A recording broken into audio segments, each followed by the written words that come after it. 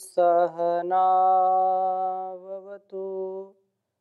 सहनौ भुनक्तु सह वीर्यं करवावहै तेजस्विनावधीतमस्तु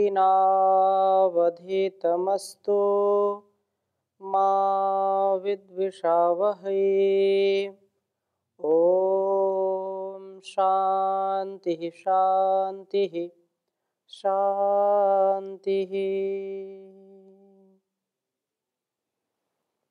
वैदिक जीवन पद्धति की इस कक्षा में आप सभी का हार्दिक स्वागत है, अभिनंदन है। वेद के पथ पर हम जब आरूढ़ होते हैं, वेद के द्वारा दिए गए उपदेश से, संदेश से अपने आप को हम अभिषिक्त करते हैं। अपना जब हम परिष्कार करते हैं तो निसंदेह हमारा जीवन श्रेष्ठ बन जाता है।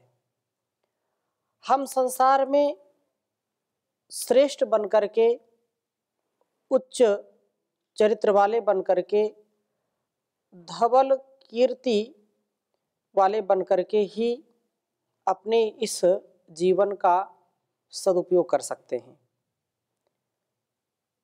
वेद के विपरीत यदि हम आचरण करते हैं, वेदानुकूल आचरण न करके वेद के प्रतिकूल आचरण करते हैं, तो उससे हमारा स्वयं का जीवन भी दुखमय होता है तथा इस संसार के व्यवहारों में भी हम उस गति को नहीं प्राप्त करते, प्रगति को प्राप्त नहीं करते, जिससे हम दूसरों को भी संतुष्ट कर सके, दूसरों की भी प्रसन्नता को हम स्थिरता पूर्वक उनको दे सकें। यदि आत्मानुकूल आचरण करते हैं, वेदानुकूल आचरण करते हैं, तो हमारी इंद्रियां भी हमारे वश में होती हैं और हम इंद्रिय अश्वों को नियंत्रित करने में सफल हो जाते हैं। और यदि हम इन वेद आदि शास्त्रों से विपरीत अपने नए नए एक्सपेरिमेंट करते हैं, नए नए ढंग से चलना चाहते हैं, मनमानी करना चाहते हैं, मन की गति को रोकना नहीं चाहेंगे, तो मन तो पता नहीं कहाँ से कहाँ ले जा करके हमको धराशायी कर देता है, गिरा देता है, पतित कर देता है। यदि हमको अपने जीवन और इस जगत को उत्थान की ओर ले जाना है, यदि विनाश से बचाना है, विकास यदि इसका करना है, तो वेदानुकूल आचरण, वेदानुकूल मन, वाणी और हमारा जो कर्म है, जो स्वभाव है, स्वधर्म है, उसका पालन करना अत्यंत आवश्यक है। और ऐसा अभ्यास करने वाला व्यक्ति वास्तव में उस सर्वशक्तिमान परमात्मा का सच्चा उपासक होता है, भक्त होता है, और ईश की उस पर बड़ी विशेष कृपा होती है, उस जगदीश की उसके ऊपर बड़ी कृपा होती है। हम ऋग्वेद के चतुर्थ मंडल के 15वें सूक्त का स्वाध्याय कर रहे हैं और बहुत ही सुंदर चर्चा पिछले मंत्रों में हमने सुना था कि कितना दिव्य जीवन हमारा होना चाहिए और हम कुमार बने, कुमारी बने, अर्थात बुरे जो विचार हैं, जो हमारी मानसिकता है, जो हमारी संकीर्ण विचारधारा है, उससे हम बचें, अपने को श्रेष्ठ जीवन जी करके दूसरों को भी श्रेष्ठ बनाने का प्रयत्न करें। 10वें मंत्र में भी बहुत सुंदर बात कही है कि हम जीवन को दिव्यता से भरेंगे तो जीवन हमारा दीर्घायुष्य को प्राप्त होगा। मैं 10वां मंत्र लिखता हूं। इस सूक्त का जो 10वां मंत्र है उसमें बड़ी सुंदर चर्चा है, फिर आगे निवेदन करूंगा।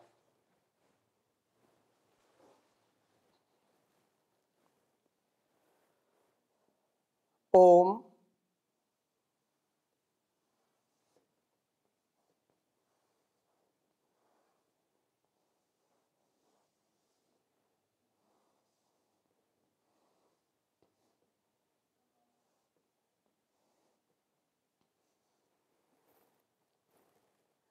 तम युवम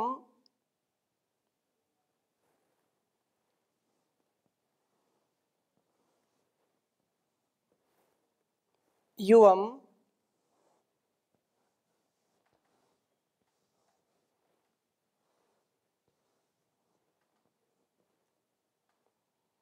तम युवम देवावश्विना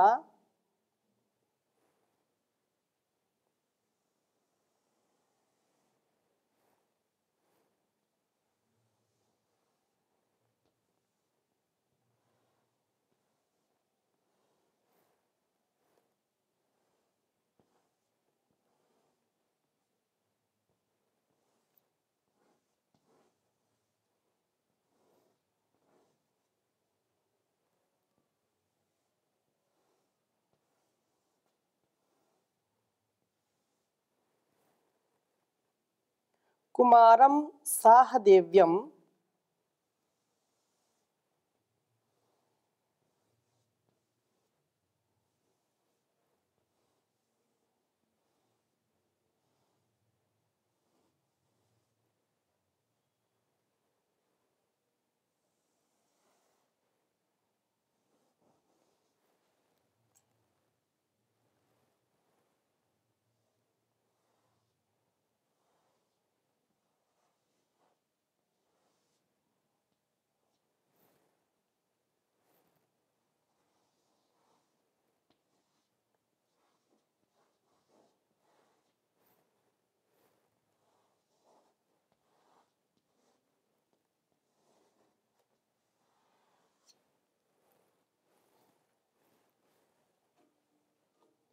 दीर्घायुषम कृणोतन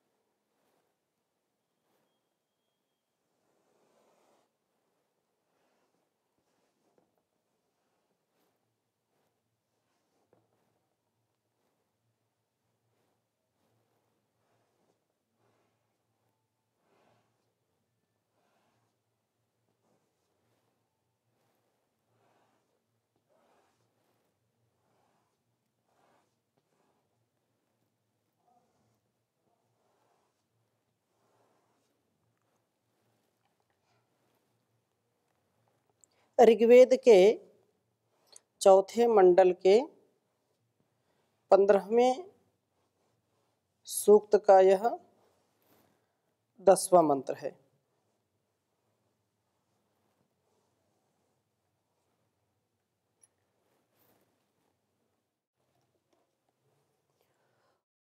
ओम तम युवम देवावश्विना कुमारम साहदेव्यम दीर्घायुषम कृणोतन। ओम तम युवम देवाश्विना युकुमारम साहदेव्यम दीर्घायुषम कृणोतन। तम युवम देवावश्विना कुमारम साहदेव्यम दीर्घायुषम कृणोतन। बहुत ही सारगर्भित भाव है इस वेद मंत्र का। कहा कि हे देवौ, प्रकाशमय व ज्ञान वृद्धि के कारणभूत अथवा रोगों को जीतने की कामना वाले दिव विजिगीषा अश्विनौ प्राणापानौ। इसके पहले मंत्र में ये बात कही थी कि जो प्राण साधना करता है, प्राण साधना से हम अपनी बुराइयों को दूर करने में सफल हो जाते हैं। प्राण साधना करने से हमारा मन भी, हमारी इंद्रियां भी हमारे वश में होती हैं। हम कुमार्ग से बच जाते हैं, गलत रास्ते में जाने से बच जाते हैं। इसलिए हमारे ऋषि मुनियों ने योग की बड़ी महिमा गाई है। योग किसी भी काल में, किसी भी हाल में, किसी भी संकीर्ण विचारधारा से युक्त नहीं है, अपितु इन सारी सीमाओं से और जो स्वार्थपरता है उससे बिल्कुल मुक्त है। प्राणी मात्र के लिए, मनुष्य मात्र के लिए योग साधना उसके सभी प्रकार के सुखों का, सभी प्रकार के ऐश्वर्यों का, आनंद का, परमानंद का परम साधन है। इसलिए प्राण विद्या, योग विद्या आज पूरे संसार में परम पूज्य श्री स्वामी जी महाराज, परम पूज्य आचार्य श्री जी के पावन पुरुषार्थ से, उत्साह से, उनके तप से, जो ऋषियों की परंपरा थी, जो ऋषियों का ज्ञान था, आज वो हरिद्वार से हर द्वार तक, घर घर योग की अलख जग रही है। तो प्राण साधना केवल एक योगी का ही या एक तपस्वी का ही, एक सन्यासी का ही कर्तव्य जिसको लोग मानते थे, बिल्कुल ऐसा नहीं है।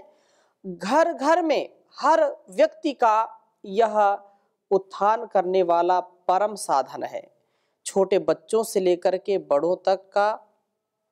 और संसार में, समाज में, राष्ट्र में, घर परिवार में सामंजस्य से युक्त, सहिष्णुता से युक्त, परस्परता और विनम्रता से युक्त होकर के जीवन जीने का यदि हम आसरा चाहते हैं, दिव्यता से, भव्यता से अपने जीवन को परिपूर्ण करना चाहते हैं, दीर्घायुष्य को प्राप्त करना चाहते हैं, सोम का रक्षण अपने जीवन में हम करना चाहते हैं, अपने आप को बलशाली बनाना चाहते हैं, बुद्धिमान, शक्तिमान, प्रज्ञावान, धनवान, बलवान बनाना चाहते हैं, तो योग साधना परम आवश्यक है उसके लिए। इंद्रियों पर विजय प्राप्त हमको करना है, इंद्रिय जित बनना है, तो उसके लिए परम आवश्यक है योगाभ्यास। तो यहाँ पर अश्विनौ प्राण अपानौ, अर्थात हे प्राण अपानो, युवम आप दोनों, तम उस कुमारम अर्थात बुराइयों को समाप्त करने वाले, साह दिव्यम दिव्य गुणों से युक्त उपासक को दीर्घायुषम कृणोतना, दीर्घ जीवन वाला करो। अर्थात जो व्यक्ति प्राण साधना से सोम का रक्षण करता है, जो अपने रस, रक्त, मांस, मेद, मज्जा, अस्थि, शुक्र, वीर, ये जो सप्त धातुएं हैं, इनको जो पुष्ट करता है वह निरोगी होता है, वह निरोगता का आधान करता है, मानसिक रोगों से भी बचता है, शारीरिक रोगों से भी बचता है, और अपने तेजस्विता से, अपने बुद्धि से, अपनी प्रज्ञा से, अपने स्वभाव से, अपने कृतित्व, व्यक्तित्व, नेतृत्व से इस संसार को उपकृत करता है, उपकार करता है, और अपने जीवन का भी और इस जगत का उद्धार करता है। इसलिए दीर्घ जीवन भी यदि हमको प्राप्त करना है, अब बीमार होकर के, लाचार होकर के यदि कोई दीर्घ जीवन जिए, तो फिर उस जीवन में आनंद कहाँ है, सुख कहाँ है। कोई भी व्यक्ति दुखी होकर के जीना नहीं चाहता, सब चाहते हैं कि जब तक हम स्वस्थ रहें, अपने आप में मस्त रहें, तभी तक हमारा जीवन हो। और दुख से परिपूर्ण, क्लेश से, कष्ट से, पीड़ाओं से युक्त जीवन कोई नहीं जीना चाहता, मुक्त रह करके जीवन जीना चाहते हैं। तो उनके लिए ये परम आवश्यक है कि प्राण साधना करें और कुमार कुमारी बन जाए। कोई भी युवक युवती, कोई भी स्त्री पुरुष, कोई भी बालक बालिका यदि अपनी इंद्रियों पर नियंत्रण रख करके ब्रह्मचर्य का पालन करते हुए स्वाध्याय, सत्संग, सेवा, सत्कार से, परोपकार से, सदाचार से अपने जीवन को जीता है, तो किसी भी प्रकार को उसको कभी कोई भय नहीं होता है, कभी किसी से भय नहीं करता, कभी किसी से डरता नहीं है और किसी को डराता भी नहीं है। उसका जीवन इतना श्रेष्ठ हो जाता है, स्वयं आनंद में रहता है, दूसरों को भी आनंद देता है, स्वयं दीर्घायुष्य को प्राप्त करता है, तथा ऐसे ही सन्मार्ग दिखाता हुआ दूसरों को भी सतपथ पर, सुपथ पर, कल्याण के पथ पर, धर्म के पथ पर, कर्तव्य के पथ पर आरूढ़ करता जाता है। तो एक व्यक्ति जो कुमार और कुमारी है अपने सच्चे स्वभाव को यदि जान ले तो कभी भी वह अपना और दूसरों का अहित करने वाला नहीं होगा, कभी स्वयं न भटकेगा और न दूसरों को भटकाएगा। बचपन में हम प्रार्थना करते थे, सुनते थे और राष्ट्रीय गीत भी गाते थे कि इंसाफ की डगर पे बच्चों दिखाओ चल के, यह देश है तुम्हारा, नेता तुम ही हो कल के, दुनिया के रंज सहना पर मुंह से कुछ न कहना, सच्चाइयों के बल पर आगे को बढ़ते रहना, रख दोगे एक दिन तुम संसार को बदल के, इंसाफ की डगर पे बच्चों दिखाओ चल के। तो जो सन्मार्ग है, जो सतपथ है, सुपथ है, उसमें चलना तो कठिन है, लेकिन इस कठिन यात्रा का आनंद जिसने ले लिया है, संघर्षी जीवन है, तो वो कभी भी भटकता नहीं है, कभी वो विषयों में अटकता नहीं है। इसलिए दीर्घायुषम किरणोतना, दीर्घ जीवन वाला करो और प्राण साधना से सोम का रक्षण करें तथा इस सोम रक्षण से दीर्घ जीवन प्राप्त होता है, हमारी इंद्रियां भी स्वस्थ होती हैं। अब अल्पायु में ही आंखों से देखना कम होने लगता है, अब धीरे धीरे आयु बढ़ेगी, जितना जितना आयु बढ़ती जाती उतना मोटा चश्मा भी लगता चला जाता है और अंत समय एक ऐसा आता है कि कुछ दिखाई भी नहीं पड़ता, कानों से सुनने का सामर्थ्य क्षीण होने लगता है, आंखों से देखने का सामर्थ्य क्षीण होने लगता है, तो शरीर से कर्म करने का सामर्थ्य क्षीण होने लगता है। तो ऐसे इंद्रियों की जो शक्ति है उसकी क्षीणता होने पर कोई दीर्घायुष्य को प्राप्त करना नहीं चाहेगा। इसलिए हमको उस वृद्धा अवस्था तक, अंतिम श्वास तक हम पूर्ण निरोगी रहें, उसके लिए परम आवश्यक है कि बुराइयों से बचें, अच्छाइयों से युक्त जीवन हम करें, बुराइयों से बचें। छल कपट राग द्वेष ईर्षा, ये जो काम क्रोध लोभ मोह चोरी, ये जो हिंसा है, ये जो हमारी इंद्रियों की शिथिलता है, इंद्रियों की जो गुलामी है, इंद्रियों की जो दासता है, उस दासत्व से हम बचें और तेजस्विता से युक्त होकर के जीवन को जीने वाले बने। हम आपस में ही इतना उलझ जाते हैं, चाहे पति पत्नी के संबंध हो, भाई भाई के संबंध हो, माता पिता के संबंध हो, गुरु शिष्य के संबंध हो, आपस में घर रूपी जो संस्थान, दाम्पत्य रूपी जो जीवन है अथवा सामाजिक जीवन है, संस्थागत जीवन है, संगठनगत जीवन है, अधिकांश हम इसको देखते हैं, प्रायः इस चीज को देखा जाता है कि छोटे छोटे स्वार्थों में या छोटी छोटी बातों में इतना हम तनाव ले लेते हैं, इतना अपने आप को उद्विग्न कर लेते हैं, इतने चिड़चिड़े हो जाते हैं, ये सब हमारे लिए अत्यंत घातक हैं। छोटी छोटी बातों में क्रोध आ जाना, छोटी छोटी बातों में परेशान हो जाना, छोटी छोटी बातों में आंसू बहाना, इसका तात्पर्य है कि आंसू बहा रहे हैं तो वो कमजोर हृदय है। हाँ, जब कभी करुणा के आंसू आ जाए, कभी प्रसन्नता के आंसू आ जाए, कभी भाव विभोर हो जाए, वो बात अलग है। परंतु कुछ लोग दिन भर एक बार जब तक रोएंगे नहीं तब तक काम नहीं चलेगा, जब तक एक दो बार किसी से कुछ नोक झोंक ना हो जाए, झगड़ा लड़ाई ना हो जाए, तब तक दिन ही नहीं शुरू होता। तो ये जो बातें हैं, छोटी छोटी बातें हमारे आयुष्य को घटाती हैं, हमारा जीवन तुच्छ हो जाता है, रोग से ग्रस्त हो जाते हैं, हमारा जो शरीर है अनेक प्रकार के रोगों का घर बन जाता है। इसलिए इन बुराइयों से बचें और कुमार कुमारी बने। इस दृष्टि से इस वेद मंत्र में जो बहुत ही सुंदर प्रार्थना की है कि दीर्घायुषम, दीर्घायुष्य को प्राप्त करें, कैसे? अच्छाई और सच्चाई के साथ जीवन जीने से।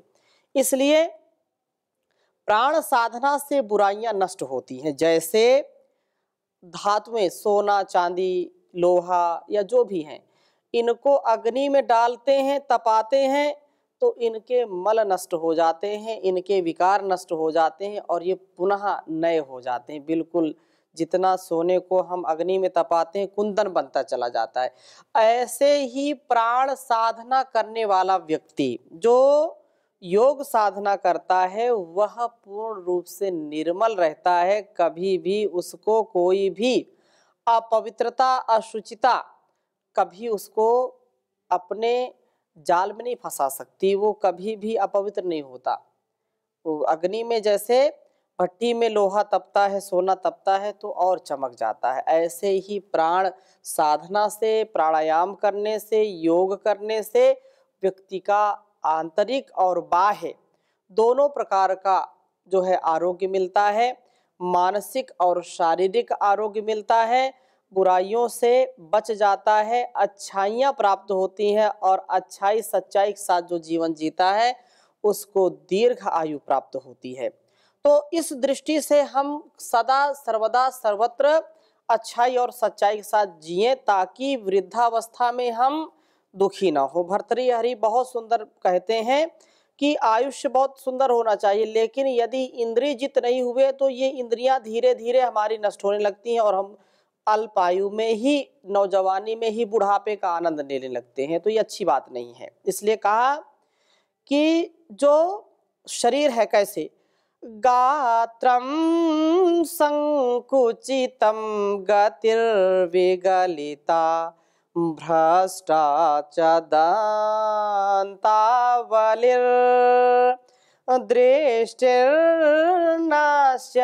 वर्धते बधिरता वक्त्रम च लालायते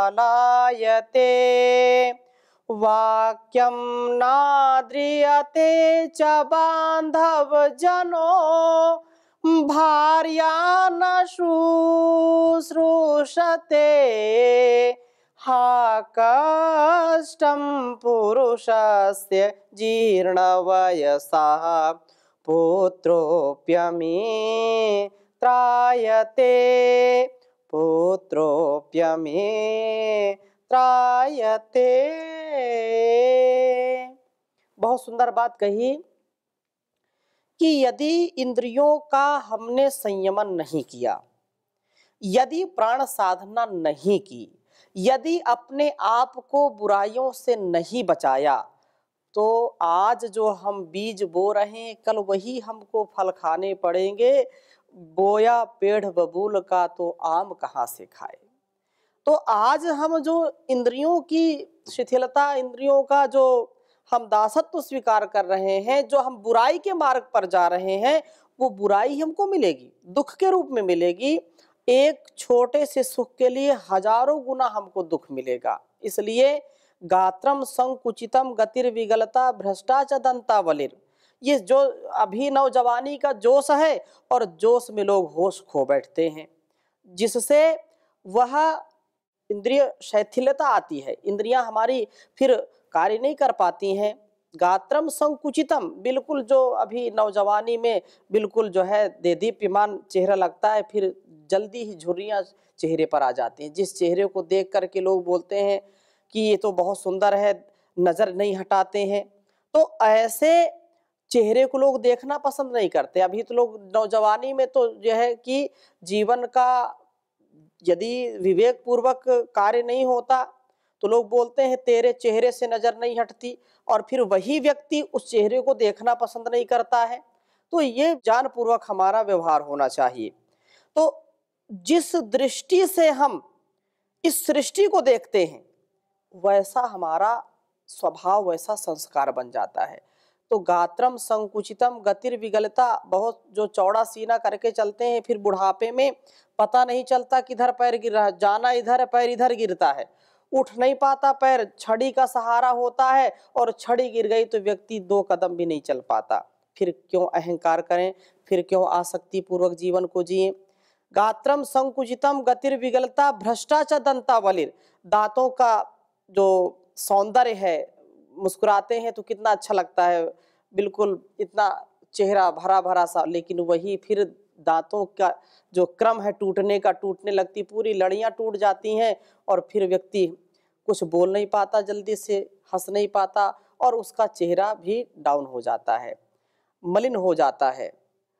इसके बाद कहा कि गात्रम संकुचितम गतिर्विगलता भ्रष्टाचार दंता वलिर दृष्टिर नश्यते वर्धते बधिरता, आंखों से देखना भी बंद होने लगता है, कानों से सुनाई भी कम पड़ने लगता है, बोलते कुछ है सुनते कुछ है, देखते कुछ है, पहचान में कुछ आता है। ये जो वाक्यम नाद्रियते बांधव जनों, अपने लोग ही हमारी बात नहीं सुनते हैं, बंधु बांधव कोई साथ नहीं देता, वृद्धावस्था में पत्नी भी या पति भी साथ नहीं देते हैं, बिरले लोग हैं जिनको साथ देते हैं। अपनी संतान भी धोखा दे जाती है, अपनी संतान भी मित्रवत व्यवहार करना चाहिए, वो शत्रुवत व्यवहार करता है। इसलिए वेद मंत्र का आशय है कि अपने आप को बुराई से हम बचाएं और अच्छाई सच्चाई के साथ सात्विक जीवन जीने वाले बने, जिससे हम सदा नूतन और नवीन संस्करण से युक्त होकर के, अर्थात तेजस्विता से उत्साह से युक्त होकर के जीवन जीने वाले बने, और उत्साह में जो रहता है उसका जीवन बहुत दीर्घ आयुष्य को प्राप्त होता है। तो इन्हीं शुभ भावों के साथ आज की कक्षा को यहीं पर विराम देते हैं, शेष चर्चा अगली कक्षा में करेंगे। ओम शांति शांति शांति।